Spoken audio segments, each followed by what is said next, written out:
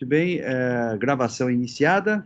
Hoje é dia 26 de setembro de 2023, declaro aberta a sessão da segunda Câmara do Tribunal de Impostos e Taxas. Bom dia a todos, sejam bem-vindos. Nós temos 3 processos em pauta. Na composição da Câmara de hoje, desta Câmara, nós temos o vice-presidente, Dr. Douglas Kuchiyama, doutora Maria Alice Formigoni, doutor Marcos Luiz Silvestre, pela representação fiscal, Tabir Macedo. Bom,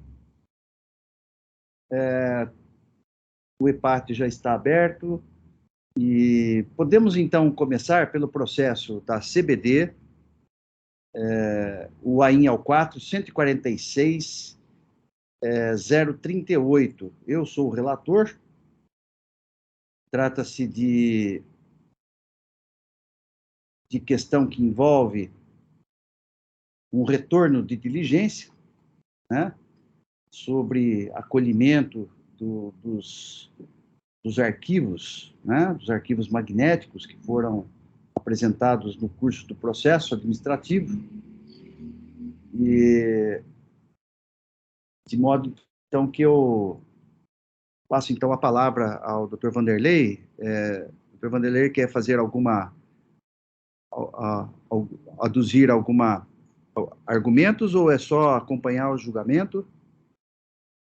Doutor Irivaldo, só se eu puder falar rapidamente com relação à diligência que foi realizada, acho que só para realmente auxiliar, subsidiar o que foi discutido, acho que só para retomar muito rapidamente, a discussão aqui é de lançamento de valores a título de ressarcimento, já sobre a sistemática da portaria CAT 42, de valores na dia de maio de 2020, pelo estabelecimento autuado, e como tem acontecido em alguns outros casos, essa Câmara converteu em diligência para que se manifestasse primeiro, ajustasse ali a notificação enviada ao contribuinte, isso foi cumprido na diligência, porque havia ali uma notificação de um mês que não correspondia exatamente ao mês autuado, e outros 2 pontos que foi solicitado que fosse manifestado por parte da autoridade fiscal primeiro, quanto aos acolhimentos que vieram a ocorrer após a autuação, porque o que aconteceu?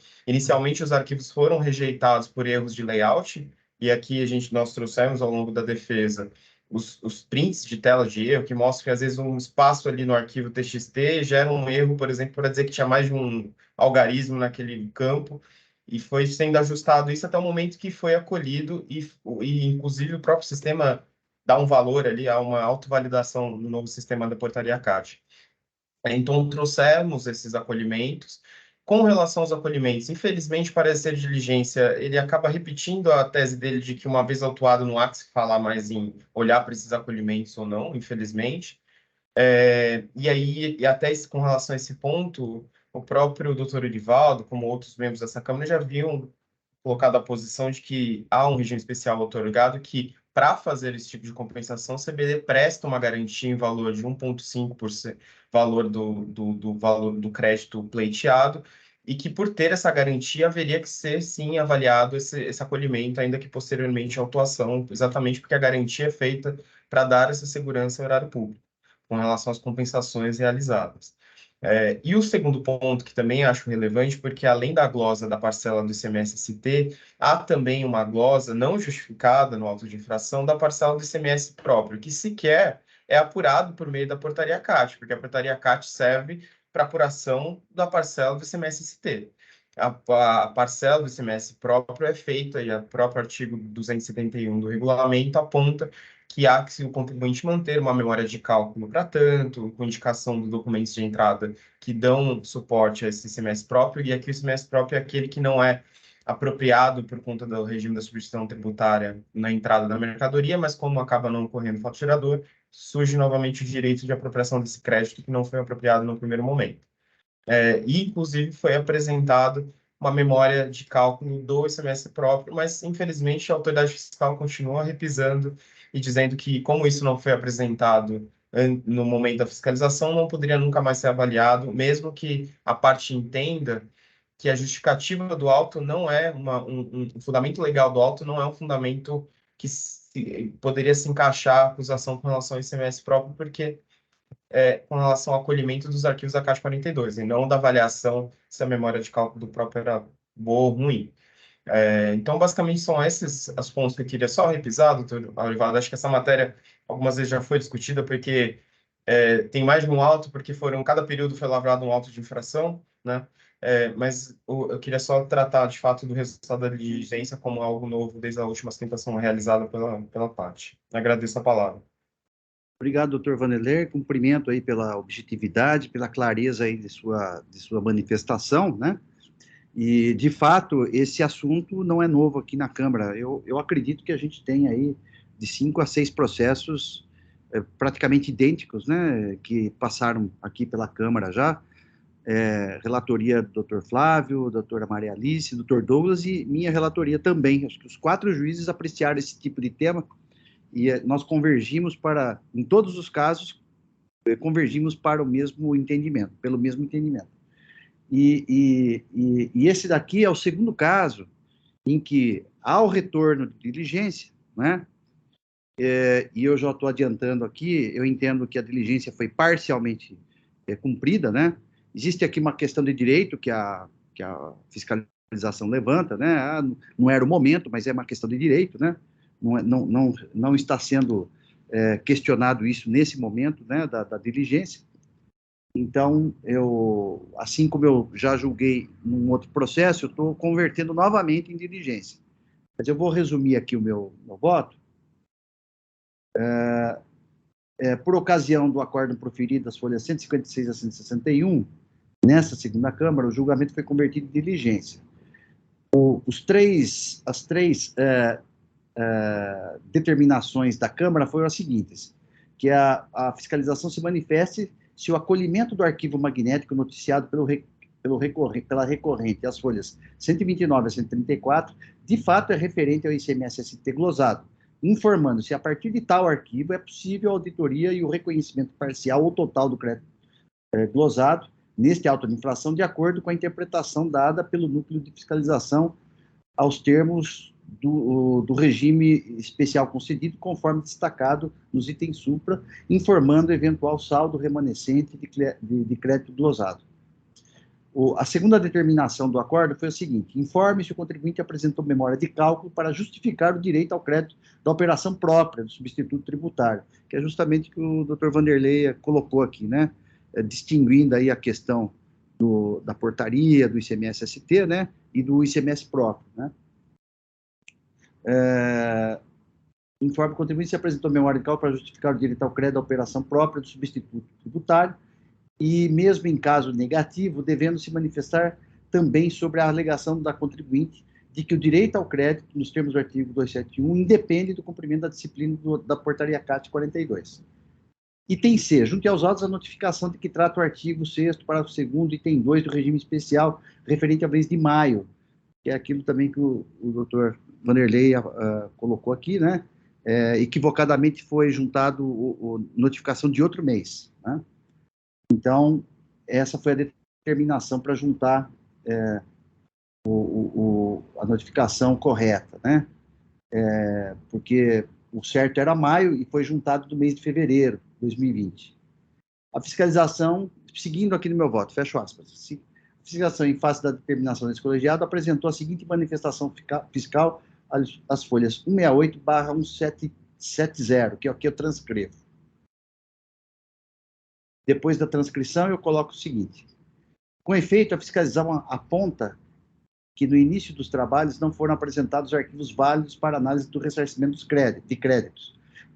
Prossegue dizendo que a fiscalização oportunizou a entrega dos arquivos, porém nenhum arquivo foi entregue dentro do prazo legal, não podendo fazê-lo após o encerramento da ação fiscal, mas sim ser objeto de novo pedido de validação de crédito. A fiscalização também obtempera que os arquivos deveriam ser entregues conforme o modelo da portaria eleito pelo próprio contribuinte. Como entregou os arquivos no formato TXT e alguns outros em PDF, não poderia haver reconhecimento do crédito. Por fim, aponta que não houve entrega de qualquer planilha referente ao ressarcimento do ICMS-ST de operações próprias. Opina pela manutenção do auto de infração. Seguindo aqui no meu voto. Assim, constata-se que a diligência fora parcialmente cumprida. Ora, a questão que envolve a possibilidade ou não de apresentação de arquivos válidos e de reconhecimento dos créditos após o encerramento da ação fiscal ou no bojo do presente processo administrativo é matéria de direito que será deliberado pelo colegiado desta segunda Câmara Julgadora no mistério da função jurisdicional administrativa de que está investida. Efetivamente, somente a segunda parte do item B for atendida pela fiscalização ao confirmar positivamente que o direito ao crédito, nos termos do artigo 271, independe do cumprimento da disciplina da portaria CAT 42. De outra parte, no item C da diligência solicitada, restou cumprida pela juntada da notificação referente ao mês de maio de 2020, conforme folhas 166. Nesses termos, o Ministério se faz nova conversão do julgamento de diligência para que a fiscalização cumpra integralmente o quanto determinado no acordo prolatado, consistente no seguinte: se manifeste seu acolhimento do arquivo magnético noticiado pela recorrente, as folhas 129 e 134, de fato é referente ao ICMS-ST glosado, informando se a partir de tal arquivo é possível a auditoria e o reconhecimento parcial total do crédito glosado neste auto de infração de acordo com a interpretação dada pelo núcleo de fiscalização aos termos do regime especial concedido, informando o eventual saldo remanescente de crédito glosado. Item B dessa nova diligência solicitada. Esclareça e se manifeste objetivamente quanto à memória de cálculo apresentada para justificar o direito ao crédito da operação própria do substituto tributário, considerando que, 1. A manifestação fiscal afirma taxativamente que o contribuinte não entregou qualquer planilha referente ao ressarcimento do ICMS de operações próprias, folhas 169. 2. Contudo, a recorrente assevera o contrário, dizendo em sua réplica às folhas 190 que, item 27, folha 190, conforme, abro aspas, conforme afirmado pela própria autoridade atuante, a requerente apresentou a memória de cálculo relativa às operações próprias durante a fase de fiscalização, conforme solicitado na notificação número tal, de forma que a digna autoridade atuante apenas apresenta óbices quanto à extensão de tais arquivos, PDF ou TXT, sem tratar propriamente do conteúdo. Então, essa contradição também a gente está pedindo aqui para que seja esclarecida. Ante o exposto, converto o julgamento de diligência para que a ilustre ARF cumpra o acima determinado nos termos do fundamentado. Esse é meu voto, o processo está em discussão. Bom, na prática, eu determinei, como fiz no outro processo, como eu já disse, né? Nova conversão em diligência. É isso.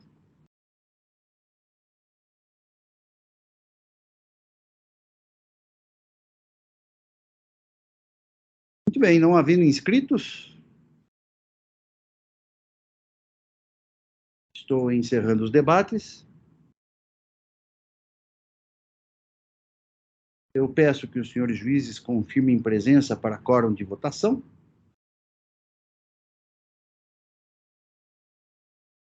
Todos confirmados. Processo em votação.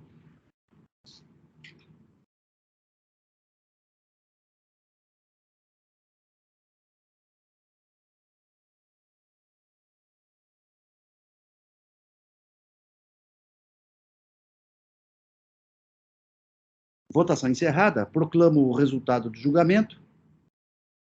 Processo, julgamento convertido em diligência, nos termos do voto relator. A unanimidade. Diante Obrigado, disso, doutor Edivaldo. Desejo a sessão a todos. Vanderlei.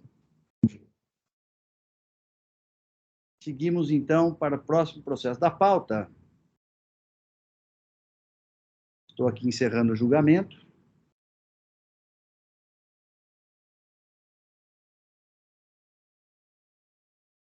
Julgamento encerrado. Passamos, então, ao próximo processo da pauta.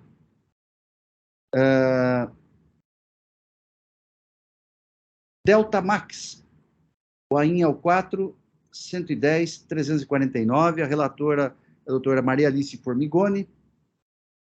Não há pedido de sustentação oral, então eu passo a palavra à ilustre relatora para que apresente o seu voto. Doutora Maria Alice, com a palavra.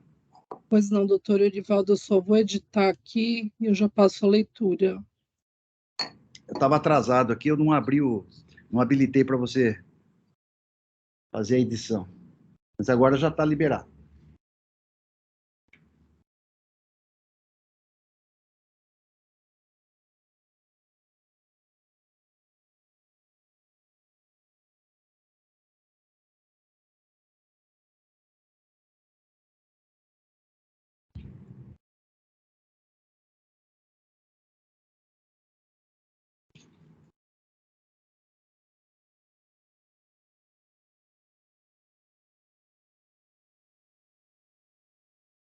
Bom, então, primeiro, bom dia a todos, né?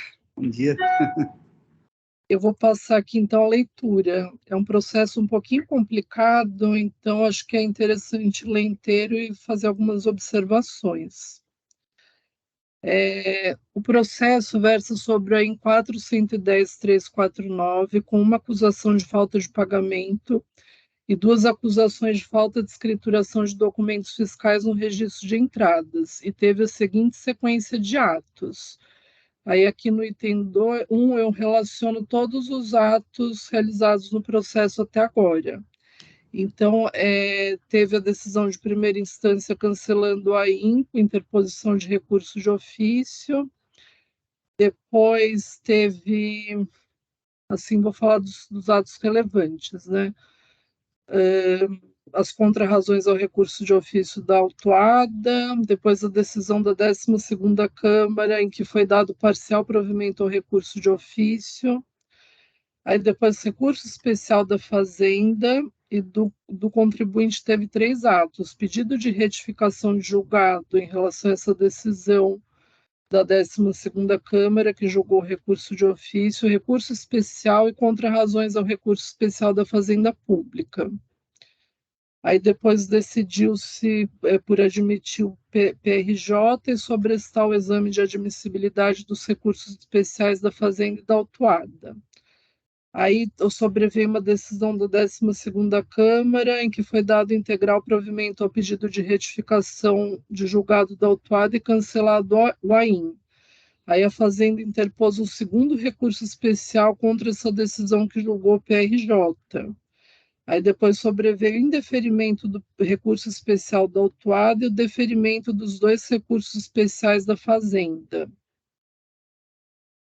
Aí depois contrarrazões ao recurso especial da Fazenda e decisão da Câmara Superior de não conhecimento do primeiro recurso especial da Fazenda e decisão da Câmara Superior de provimento ao segundo recurso especial da Fazenda. O primeiro recurso especial da Fazenda era em relação à decisão de segunda instância, de folhas 816 a 819. O segundo recurso especial da Fazenda era em relação à decisão de folhas 1060 a 1076, tá? Aí a Câmara Superior não conheceu do primeiro recurso da Fazenda e conheceu do segundo recurso e deu provimento, então determinou o retorno dos autos à segunda instância para que seja proferida nova decisão de julgamento do PRJ. Só que na redistribuição do processo, a folhas 1256, consta que ele foi redistribuído para recurso de ofício. E aí no item 3 do meu voto, eu coloco o meu entendimento de que, na verdade, tem que ser realizado o julgamento do PRJ, apresentado pela autuada, e não de recurso de ofício. Aí aqui eu transcrevo uns trechos da decisão da Câmara Superior que julgou o segundo recurso especial da Fazenda, em que tem uma clara menção de que está se tratando do julgamento do PRJ, né? Da decisão que julgou o PRJ. Não sei se está claro, se vocês têm até aqui alguma dúvida, que é assim, complicado mesmo. Vai. Nossa, foi uma novela mexicana esse processo. Pois é. Bom, então, primeiro eu entendo isso, que a gente tem que realizar novo julgamento do PRJ e não do recurso de ofício.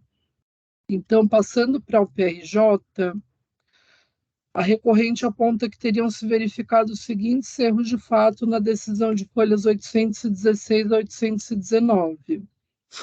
Primeiro, que constou no preâmbulo ser caso de manutenção integral do AIM, mas no final foram cancelados 2 itens da acusação, dando-se parcial provimento ao recurso de ofício.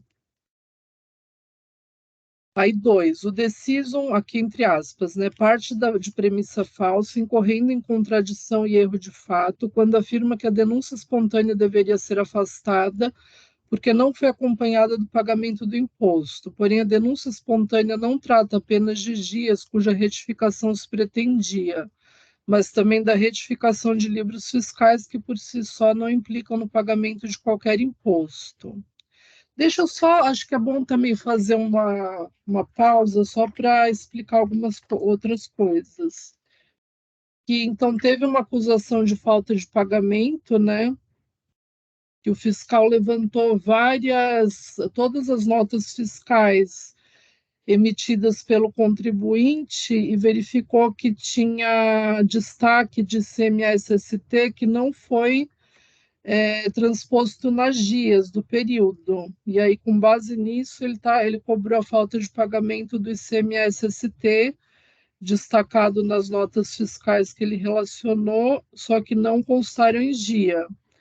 E também os itens 2 e 3, falta de escrituração de documentos fiscais no registro de entradas.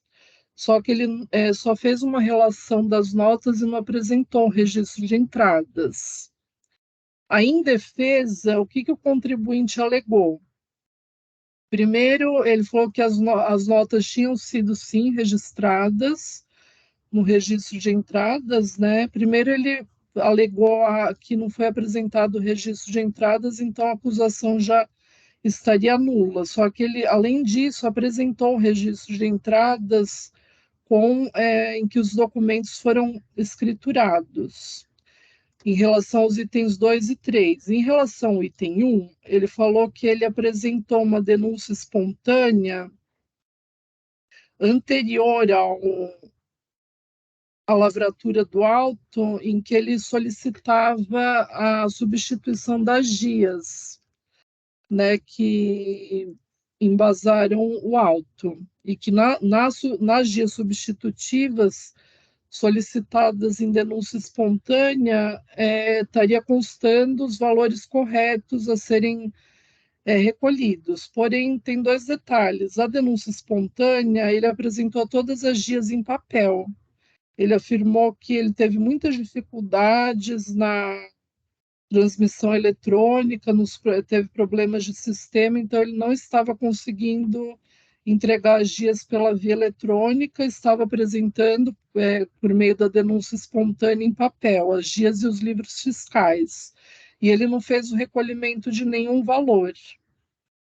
Então, aí, na primeira instância, o julgador tributário cancelou todo o auto, entendeu que em relação aos itens 2 e 3 não tinha prova, né, porque não tinham sido apresentados o registro de entradas. Em relação ao item 1, ele aceitou a alegação da denúncia espontânea.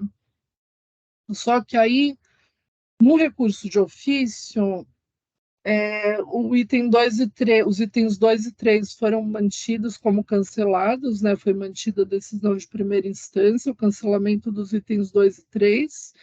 Em relação ao item 1, entendeu-se que essa denúncia espontânea não surtiu efeitos, porque ela não foi, as dias substitutivas não foram apresentadas na forma exigida na legislação, que foi pela via eletrônica, né? Acho que segundo uma portaria, desde, desde uma portaria de 1998, que determina que a GIA deve ser entregue exclusivamente pela via eletrônica. E também ele não efetuou o pagamento do tributo que ele declarou nessas GIAs substitutivas. Então, a decisão da 12ª Câmara, que julgou o recurso de ofício, manteve o item 1 do AIM. Bom, aí depois, aí teve o pedido de retificação de julgado, né, em que ele apontou diversos erros de fato, e a outra decisão da 12ª Câmara acolheu, deu provimento e cancelou aí integral. Então, agora eu vou voltar para o voto. Acho que com esses esclarecimentos teve mais. Acho que vai ficar mais fácil aqui de acompanhar as alegações do contribuinte. Então, voltando para o item 2, o subitem 2 do item 4 do meu voto. O decisum parte de premissa falsa, incorrendo em contradição e erro de fato, quando afirma que a denúncia espontânea deveria ser afastada porque não foi acompanhada do pagamento do imposto, porém a denúncia espontânea não trata apenas de dias cuja retificação se pretendia, mas também da retificação de livros fiscais que por si só não implicam no pagamento de qualquer imposto. 3. A razão de decidir embasa-se em fato impossível de ser realizado pelo contribuinte, sendo contrário à prova dos autos. Considerando-se que o pagamento a que se refere a própria decisão como sendo necessário para se aceitar a denúncia espontânea não pode ser realizado sem anuência do fisco, que só pode autorizá-lo após a análise dos documentos constantes da própria denúncia espontânea. 4. Ausência de julgamento de questão colocada em contrarrazões relativa ao fato de que a denúncia espontânea foi arquivada sem o conhecimento do contribuinte apenas pelo fato de ter sido protocolizada em papel. 5. Omissão relativa ao julgamento de outras preliminares ao mérito suscitadas em primeira instância e não decididas, bem como supressão de instância na decisão recorrida, pois não foi determinado que o juiz de primeira instância se manifestasse sobre referidas questões. E 6. A decisão recorrida refere-se ao fato que deu origem à denúncia espontânea como uma falha ocorrida em 2015 e 2016, porém a falha apontada pela decisão recorrida não foi identificada em 2015 e 2016, mas em 2018, quando houve o protocolo da denúncia espontânea, de modo que não é verídico que a recorrente estaria mais de 3 anos esperando para pagar o tributo, como quer insinuar a decisão recorrida. Então, nos itens 5 e 6, eu me reporto ao artigo 15 da Lei 13.457 de 2009, que prevê o pedido de retificação de julgado, né? E com a aplicação subsidiária e supletiva do CPC, eu me reporto ao significado da expressão erro de fato, constante do artigo 966, parágrafo 1º do CPC, como erro de fato quando a decisão rescindente admitir fato inexistente ou quando considerar inexistente fato efetivamente ocorrido.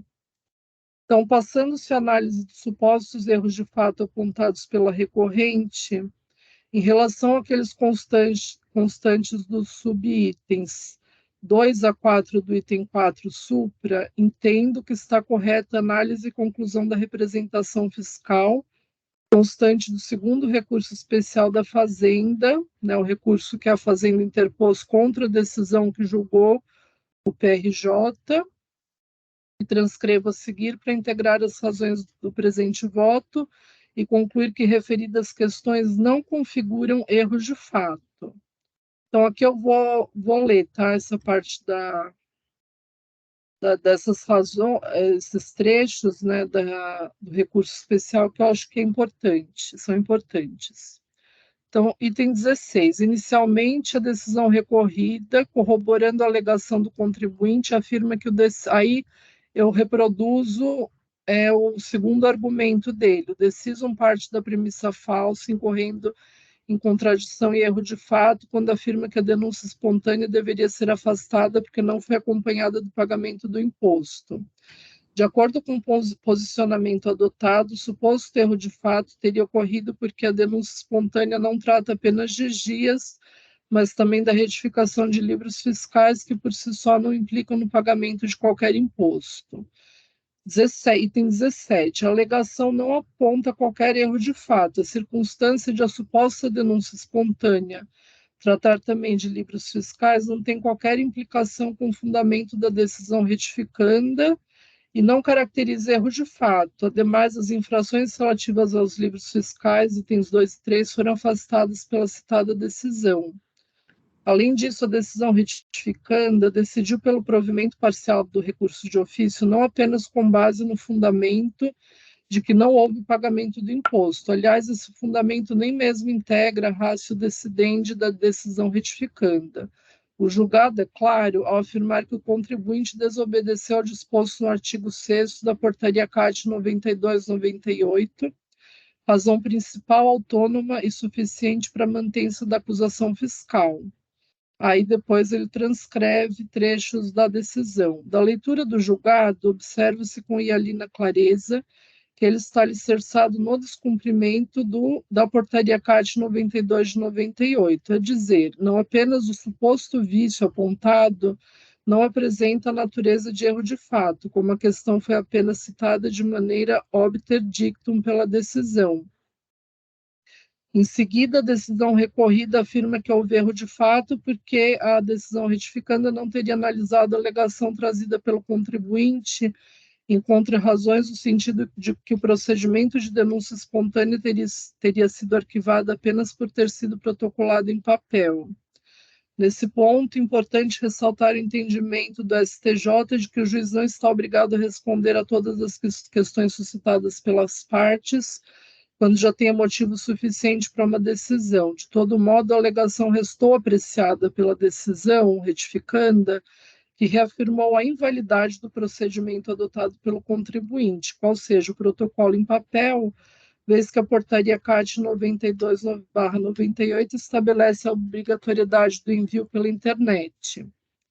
Quanto ao suposto erro de fato indicado no subitem 6 do item 4, entendo que ele também não se configurou pelas mesmas razões apontadas no recurso especial da Fazenda, transcritas acima, ou seja, a afirmação constante da decisão de que as falhas que suscitaram denúncia espontânea foram descobertas em 2015 e 2016, não em 2018, quando foi protocolizada, não teve nenhuma relevância na decisão recorrida. A ratio decidendi da decisão recorrida foi a de que a denúncia espontânea não surtiu efeitos, pois as obrigações acessórias e principal a que se referia não foram cumpridas de acordo com a legislação, de modo que, ainda que se suprimisse o parágrafo em que constou a referida observação da falha, a conclusão da decisão não teria sido diversa.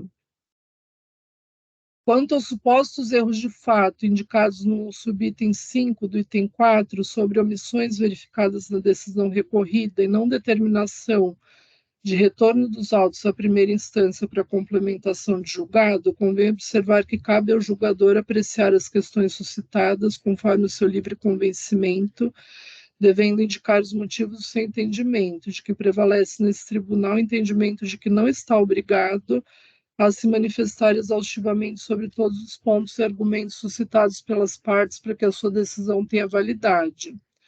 Por outro lado, se a omissão versar sobre questão fundamental relativa à matéria examinada, essa irregularidade não configuraria mero erro de fato, e sim verdadeira causa de nulidade da decisão recorrida, a ser reconhecida e declarada por instância superior para que nova decisão de Câmara Julgadora seja proferida para substituir ou complementar a primeira, não podendo ser suscitada, portanto, por meio de PRJ. Por fim, verificou-se efetivo erro de fato na questão apontada no subitem 1 do item 4, pois a fundamentação da decisão recorrida e o seu dispositivo claramente conhecem do recurso de ofício e lhe dão parcial provimento, com a manutenção do item 1 e cancelamento dos itens 2 e 3, estando, portanto, em desacordo com a ementa e o primeiro parágrafo do voto do relator condutor do acórdão. Desse modo, conheço parcialmente do pedido do PRJ e dou-lhe provimento apenas para retificar a sua ementa e o primeiro parágrafo do voto do relator, a folhas 816, para que tenham a seguinte redação. Então, a folhas 816, a ementa está ICMS improcedente. Aí eu proponho substituir por ICMS a imparcialmente procedente. E o restante idêntico.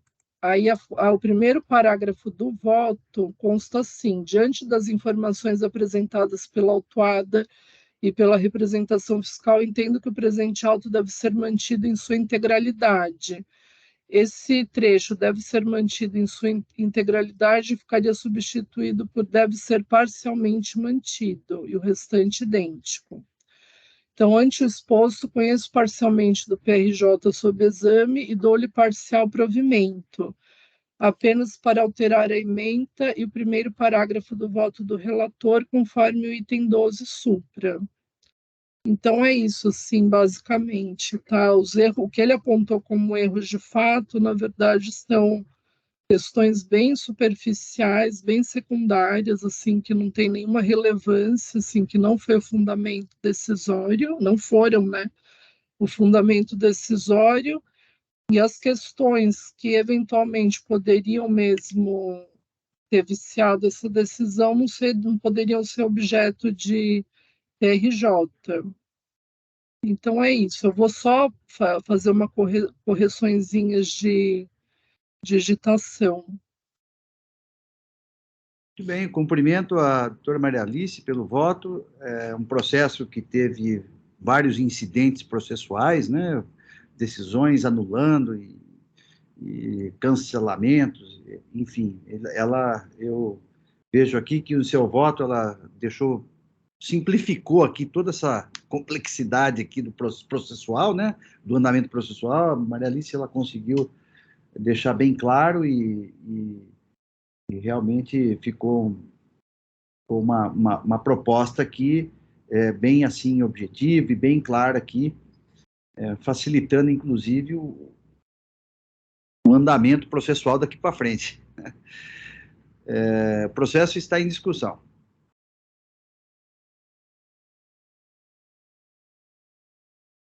Maria Alice, a grande questão aqui que eu vejo, eu vou acompanhar o seu voto, né? Vou até, como presidente, estou antecipando aqui, mas eu vou acompanhar seu voto, mas a grande questão aqui são os dois pontos que o contribuinte coloca nos subitens 2 e 3 do seu item 4, né, do seu voto, né, que é a questão lá, que ele fala da denúncia espontânea, que ele entregou a GIA, mas ele não era possível fazer o pagamento, por isso que essa é uma questão realmente de mérito, né, que só eu entendo que, se cabível, se for conhecido o recurso especial, né, eu acredito que ele aparelhou o recurso especial, né, junto com a retificação, né? Então, é uma coisa bem curiosa que aconteceu, porque ele aparelhou, então ele apresentou o PRJ, o recurso especial e contra razões ao recurso especial da Fazenda. Uhum. Aí admitiram o PRJ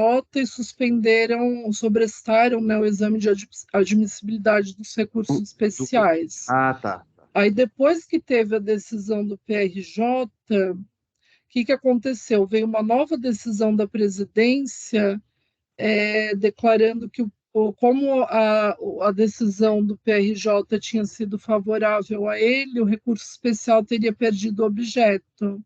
Então, decidiram por não conhecer do recurso especial, por perda de objeto. Só que aí depois veio o recurso especial, por isso que eu achei interessante fazer relacionar todos os atos assim na sequência, porque depois que sobreveio um segundo recurso especial da Fazenda contra o PRJ. Ah, não, desculpa, veio a decisão que julgou o PRJ e depois o segundo recurso especial da Fazenda contra a decisão que julgou o PRJ, e aí uma decisão de indeferimento daquele recurso especial contra a primeira decisão da 12ª Câmara que julgou o recurso de ofício. Nossa, tumultuou, né, o processo. Nossa, gente, uma confusão para entender isso daqui foi. Eu imagino o trabalho. Mas realmente, assim, essa alegação não pode ser objeto de PRJ, né? É uma questão, para mim, que eu vejo de mérito, né, que de direito. Lógico, sem dúvida. Aí o órgão competente, né, que agora, nessa fase, é a superior, se se houver recurso e se ele for conhecido, né? Sim. Entrar nesse mérito, se a denúncia espontânea está caracterizada ou não, pela possibilidade ou não de pagamento, isso é uma questão de mérito, não é de retificação de julgado, né? Então, por isso, eu concordo integralmente aí com a relatora.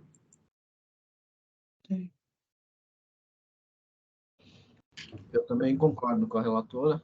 Eu cumprimento a doutora Maria Alice pelo voto e já adianto que eu vou acompanhar.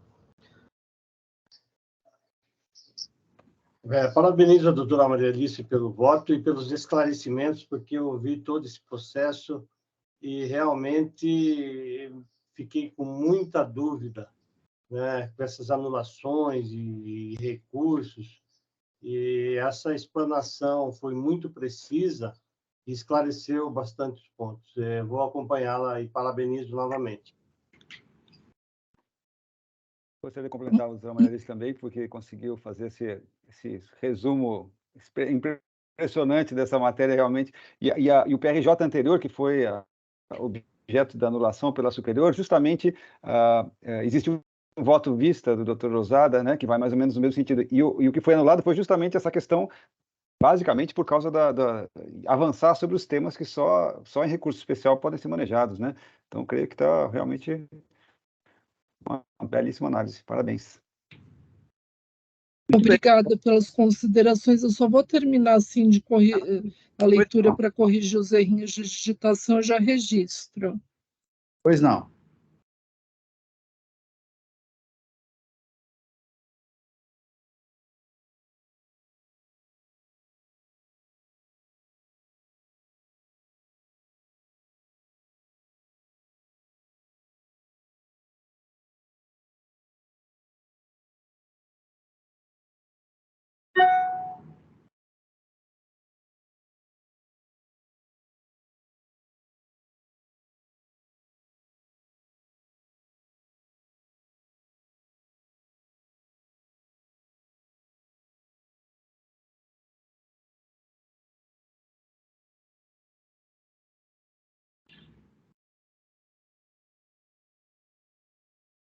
Gente, agora só uma questão. Será que seria bom colocar em ata que, na verdade, a gente acabou não julgando o recurso de ofício, sim o PRJ, que teve, porque acho que no voto mesmo não tem como fazer essa observação, acho que tem que ser alguma coisa extra-voto. Eu posso fazer um despacho que a Câmara entendeu que houve um erro material, né, e que foi julgado o recurso, a retificação do julgado e não o recurso de ofício. Né? Eu acho que seria interessante, sim, doutor Orivaldo. Então, eu vou fazer o despacho aqui. Você já registrou? Já, né? Já. Vamos lá.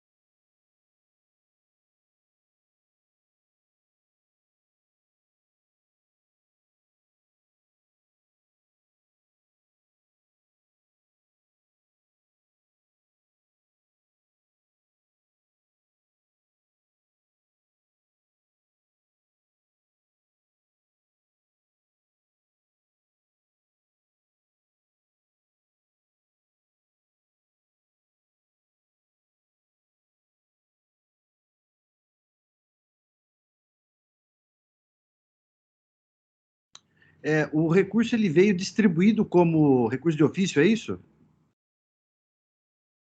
Sim. Sim.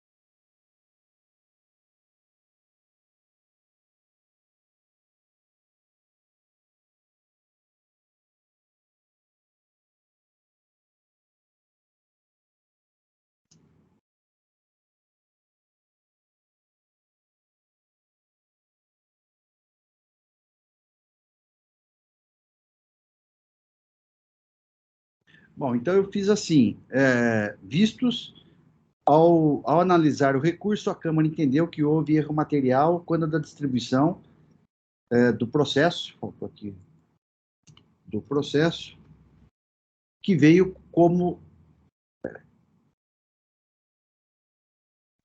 recurso de ofício, mas, na verdade, se trata de retificação de julgado.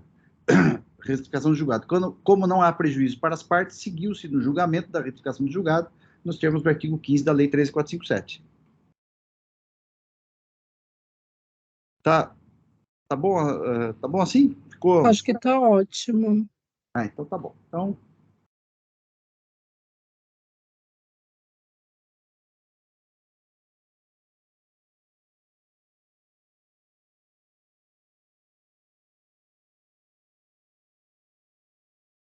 muito bem. Então, o registro já está feito. Diante da intervenção de todos, eu estou encerrando os debates. Aguardo confirmação para quórum de votação. Todos confirmados. Processo em votação.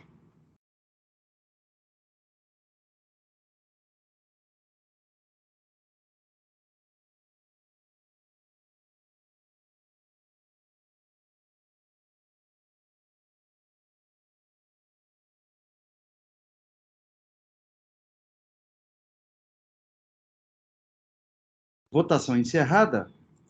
Proclamo o resultado do julgamento, retificação de julgado, parcialmente conhecida e parcialmente provida, nos termos do voto da ilustre relatora.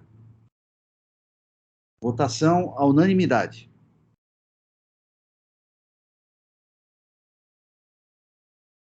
Julgamento encerrado. Passamos, então, ao próximo processo da pauta. É o último de hoje. Processo Comercial Motociclo S.A. O relator é o Dr. Douglas. O AIN é o 4.026.912. Não há pedido de sustentação oral, então eu passo a palavra ao relator para que apresente o seu voto. Tá. Bom dia a todos de novo. Eu mandei uma minuta aí, eu dei uma mexida em alguns pontos, mas aí eu vou explicando. O contribuinte alega erro de fato, 2 erros de fato, na verdade, mas eu vou passar a leitura e tentar explicar aqui um pouquinho também, porque teve recurso especial, cancelamento da decisão, enfim. Vamos lá. É pedido de retificação de julgado em face da decisão da segunda instância, que julgou parcialmente procedente o recurso. Na verdade, eu preciso editar aqui. Julgou improcedente o recurso ordinário apresentado pela empresa, que teria cometido as seguintes infrações: deixou de recolher ICMS de julho a dezembro de 2010 e de janeiro a dezembro de 2011, referentes às saídas de mercadorias, autopeças, arrolados no parágrafo 1º do artigo 313-O do RICNIS, e classificada nos códigos NBM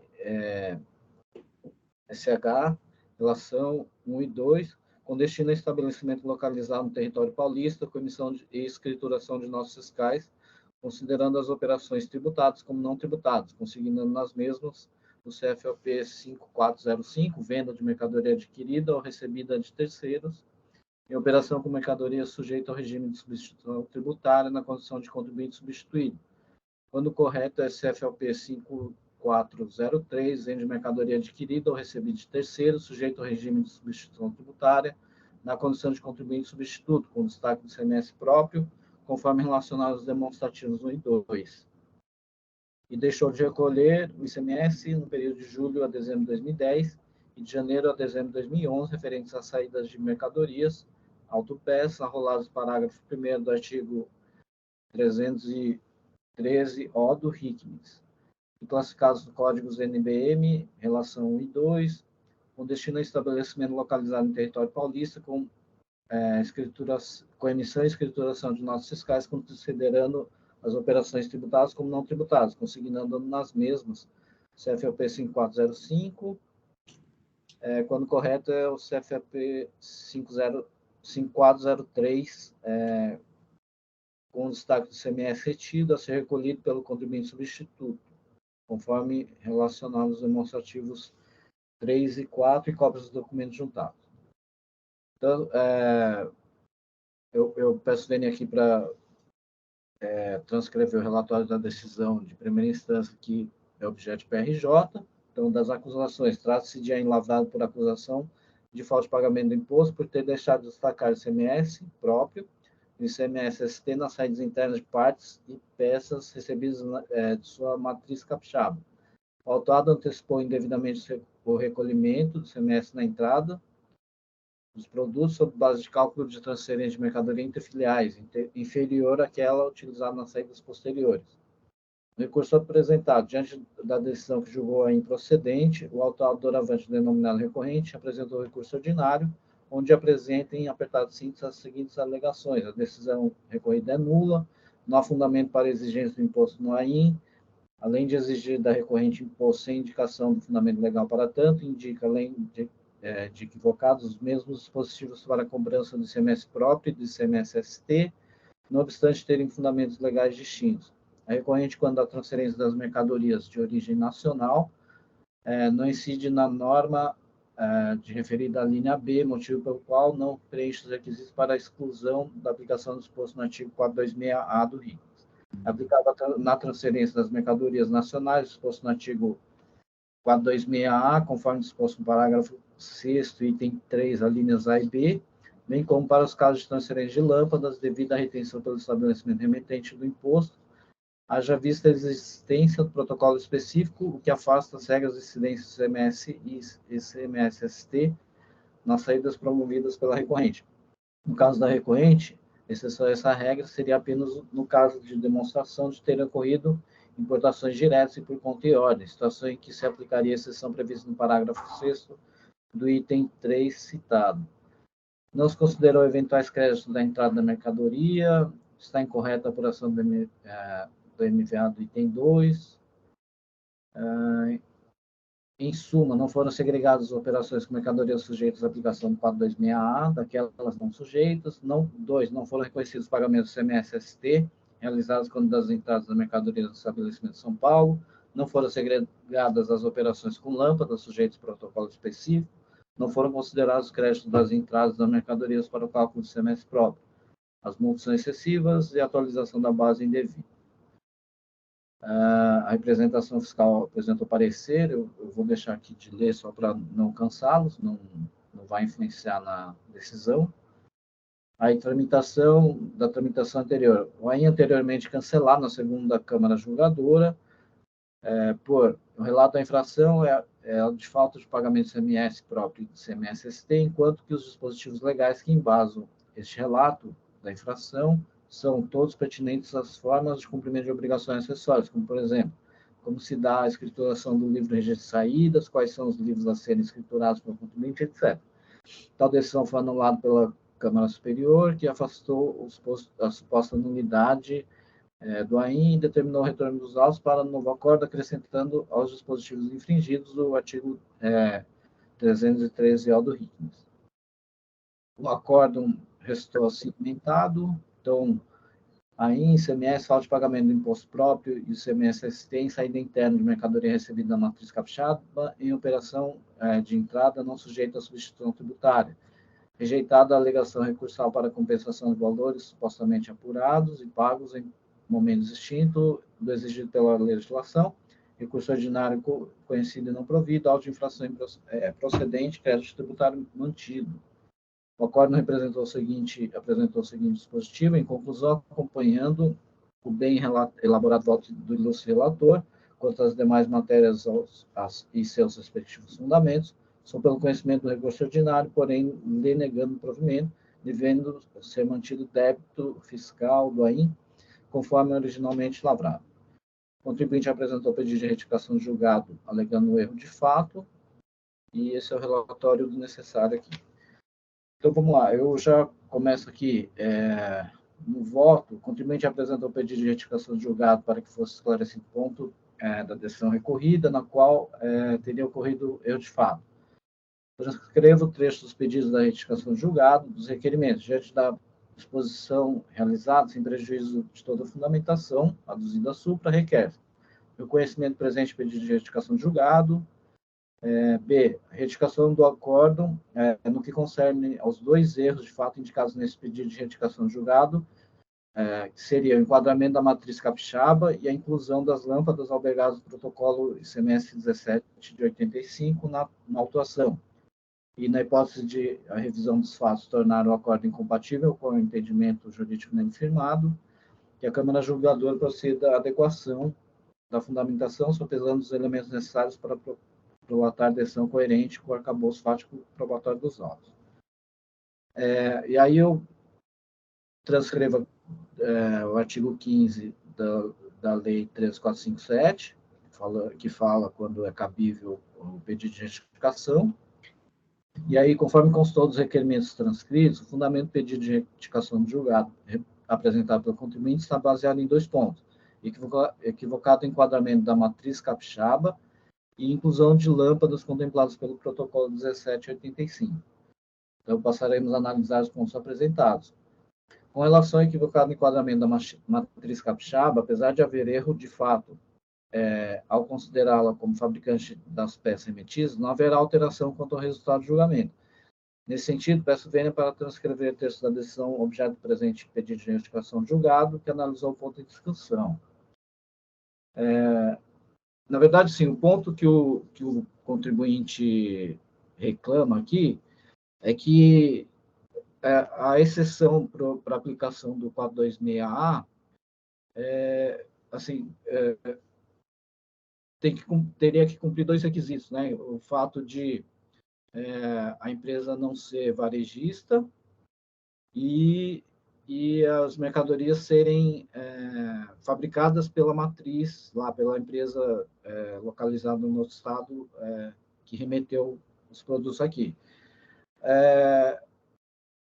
A decisão, ela, apesar de... Aí o ponto principal é que, assim, e o contribuinte comprova que a matriz lá de capixaba, ela não é fabricante, ela também é atacadista, ela compra e vende. Só que a decisão recorrida, a decisão no ponto que trabalhou aqui, ela apesar de falar, de manter o erro de fato de que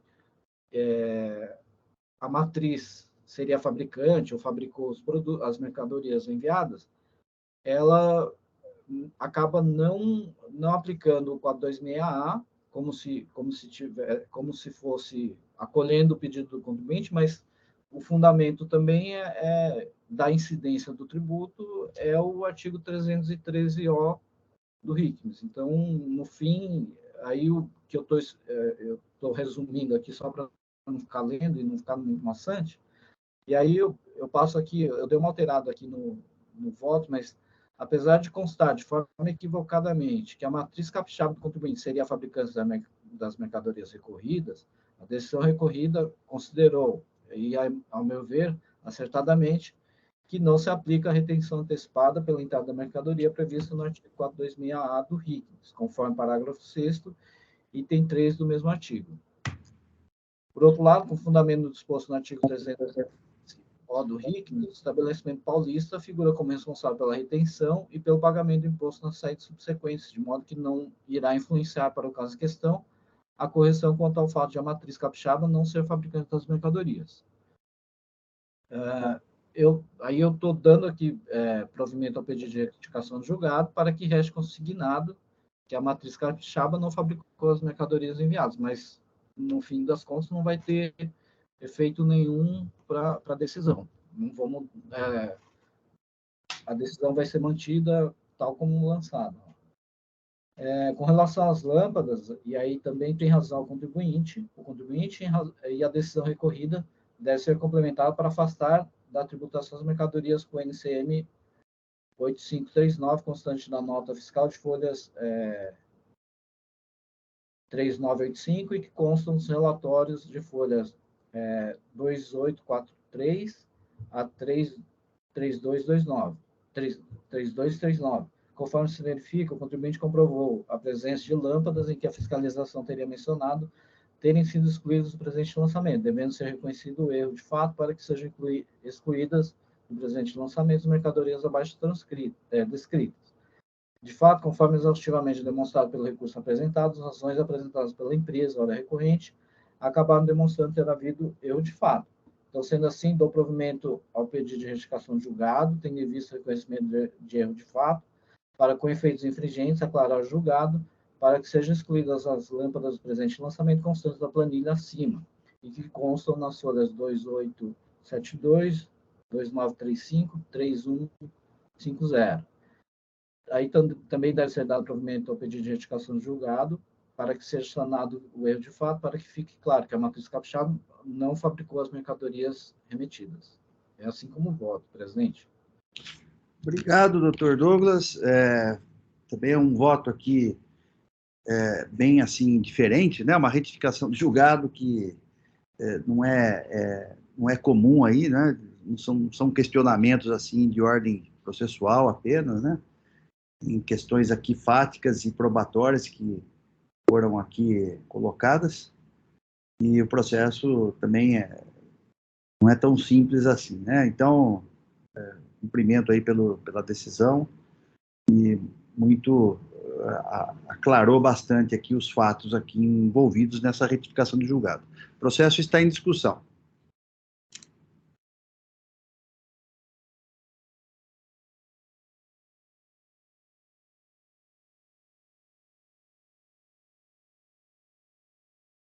Eu também gostaria de cumprimentar o Dr. Douglas pelo voto e eu estou tendendo a acompanhá-lo. Eu só gostaria que o Dr. Douglas esclarecesse por que ele falou, que tinha comentado que ele ficou em dúvida entre dar esse voto ou converter o processo em diligência. Na verdade, assim, o erro de fato com relação à parte das lâmpadas, o contribuinte consegue comprovar, a meu ver, né? E aí demonstra lá com planilha e tudo mais, e a planilha até eu copiei parte, e ele demonstra nas folhas onde estão as lâmpadas no lançamento. Essa alegação já está desde o começo, acho, do processo. E o julgamento de segunda instância que manteve o auto, ele partiu da análise feita pela FR autuante, que falou, não, as lâmpadas já foram excluídas do lançamento, mas continuam lá. Aí eu pensei, de repente, pedir uma diligência para a FR autuante dar uma olhada e ver, só para a gente ter mais certeza, mas, por outro lado, assim, ele já fez a manifestação, já está, o que consta dos autos é que, na opinião dele, não estaria e ainda continuam de forma, a meu ver, equivocada nos autos. Né? Então, essa é a dúvida que eu fiquei, mas eu acho que, não sei se não vai ajudar muito, porque, na verdade, o fiscal está falando uma coisa, o contribuinte já demonstrou desde lá do começo que é diferente, e isso configura um erro de fato, né? Então, por isso que eu estou me posicionando para dar provimento ao pedido de retificação de julgado.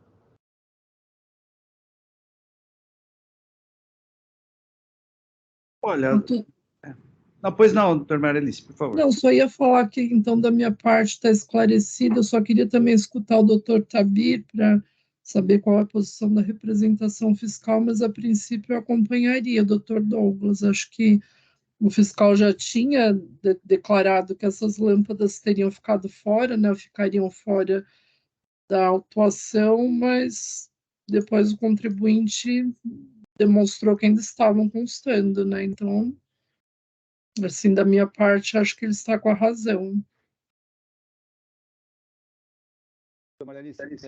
Eu dei uma olhada também nessa questão da lâmpada. Realmente, a nossa manifestação anterior tinha sido, como o doutor Douglas falou, né, em cima do que o AFR colocou, que, olha, essas lâmpadas não foram consideradas em tempo nenhum. E aí eu peguei 1 ou 2 exemplos e esmiucei, e realmente cheguei na mesma conclusão do Dr. Douglas, elas estão ali mesmo, estão naqueles demonstrativos, e a soma dos demonstrativos bate o valor total em que depois vai para o DDF, tá realmente, e está constando essa lâmpada mesmo. Então me parece que o Dr. Douglas tem razão aí, com relação a essa questão das lâmpadas que realmente foram incluídas aí, talvez por um engano o AFR tenha dito que elas tinham sido excluídas quando não estavam. Realmente, pelos números, pelos exemplos que eu acabei fazendo, me parecem que ele está com razão mesmo. Eu entendo o seguinte, São Douglas. 10 ou 2, né? Eu entendo o seguinte, Douglas, eu não vejo necessidade de esclarecimento nenhum, né? Porque a fiscalização, ele disse que excluiu, mas por equívoco incluiu. Então, não há uma dúvida jurídica, houve realmente um erro, né? E isso está... Como eu não vejo necessidade de esclarecimento, não seria o caso de converter também, né? Então, eu acho que o processo está maduro aí para a gente julgar, né? Como bem colocou o Tabir aí, né? Isso aí não há dúvidas a respeito disso, né? Então, eu vou lhe acompanhar. Parabenizo o Dr. Douglas também, e realmente o processo é meio complicadinho também, ele explanou bem no voto dele, e isso torna bem fácil. E vou acompanhá-lo. Muito bem, diante da intervenção de todos, eu estou encerrando os debates. Então, o registro é provimento mesmo, né, Douglas? Então, acho que Isso, não há do RJ e aí parte do provimento do recurso ordinário, né? Isso, vai refletir no recurso ordinário, claro. Muito bem, então,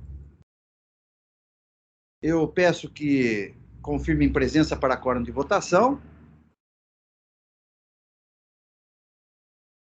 Todos confirmados, processo em votação.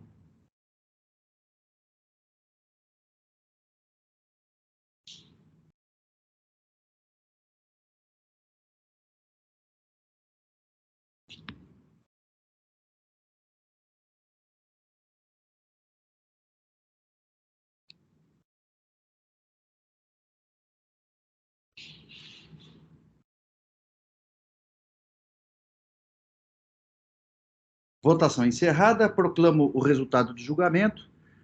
Retificação de julgada conhecida e provida, nos termos do voto relator.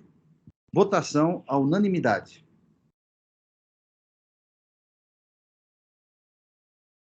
Julgamento encerrado. Com o encerramento deste processo, do julgamento deste processo, nós cumprimos a pauta de hoje. Declaro, então, encerrada a sessão da segunda Câmara Julgadora. Estou aqui encerrando a sessão no EPAT.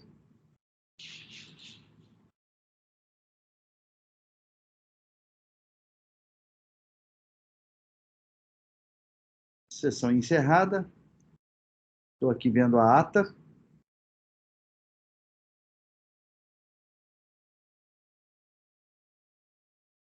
Ata regular. Diante disso, eu peço então que o Oswaldo encerre a gravação, uma vez que encerramos aqui os trabalhos.